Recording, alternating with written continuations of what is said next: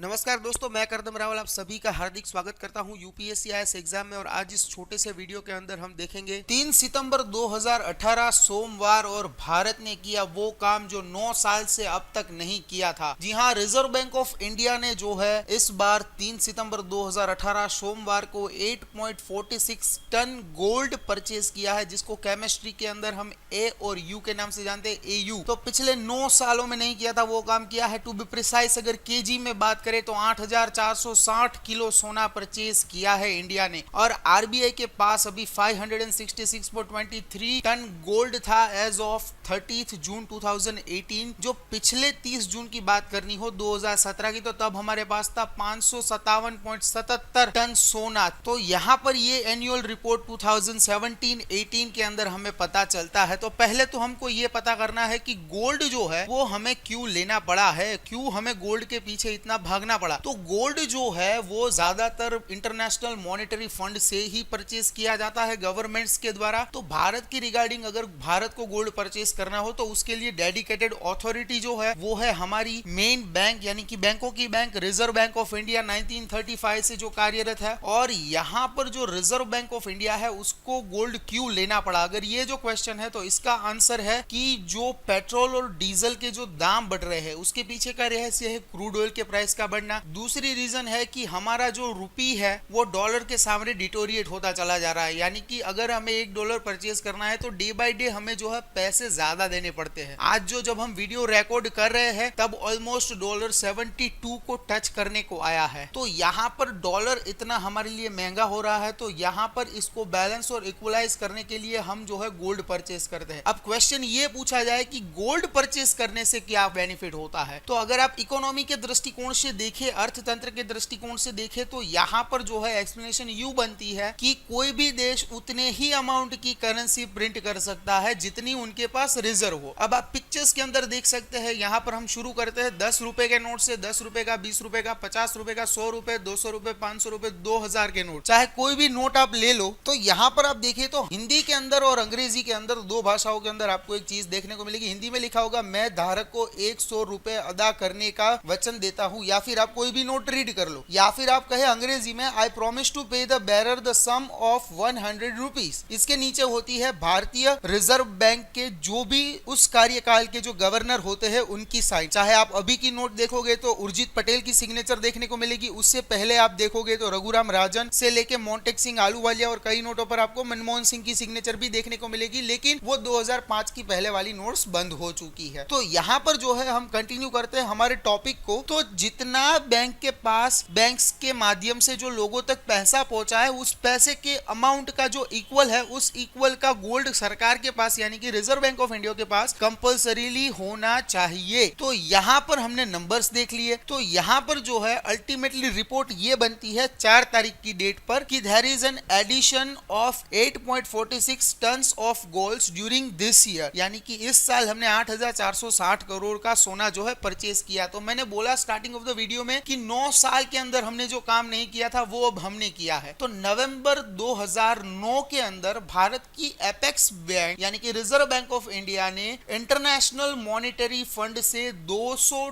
Ton सोना purchase किया था। याद रखिए दोस्तों, ये तो हमने लिया सिर्फ 8.46 टन, ये कुछ नहीं है। जो हमने नवंबर 2009 में परचेज किया था वो था 200 टन। और जितना अमाउंट हमारे पास सरप्लस होता है गोल्ड का उतना हम किसी को गिरवी भी रख सकते हैं, यानी कि अगर हमें पैसे चाहिए फॉरेन एक्सचेंज तो हम अपने रिजर्व से, हमारे पास जो एक्स्ट्रा है उससे हम गिरवी रख के भी फॉरेन एक्सचेंज की लोन ले सकते हैं। दूसरा, अगर किसी कंट्री को हमसे पैसे चाहिए तो वो भी हमें गोल्ड अपने यहाँ पर रखवा के हमसे लोन ले सकता है। तो यहाँ पर जो है इंडिया का 566.23 टन का गोल्ड रिजर्व है। 292.30 टन जो है ये हमारी करेंसी के बैकअप के अंदर रखा हुआ गोल्ड है। ये इश्यूइंग डिपार्टमेंट जो होते हैं उनके असेट के तौर पर रखे जाते हैं। और जो बैलेंस है दोनों का 566.23 प्लस 292.30 माइनस टोटल गोल्ड्स जो बनता है वो है 273.93 टन। ये हमारा बैंकिंग डिपार्टमेंट का असेट है, यानी कि रिजर्व बैंक के पास इतना असेट पड़ा हुआ है। अगर हम बैंकिंग डिपार्टमेंट के असेट के गोल्ड की बात करें तो इस परचेज से हमारा जो इंक्रीमेंट हुआ है वो है 11.12%। जो हमारी करेंसी है वो है 69,671 74 करोड़ रुपीस की, उसके अंदर इतना गोल्ड परचेज करने के कारण 11.12% की बढ़ोतरी देखने को मिली है एज कंपेयर टू 30 जून 2017 से 30 जून 2018 तक। क्योंकि पहले जो हमारी करेंसी थी 30 जून 2017 तक वो थी 62,702 करोड़ रुपीस, और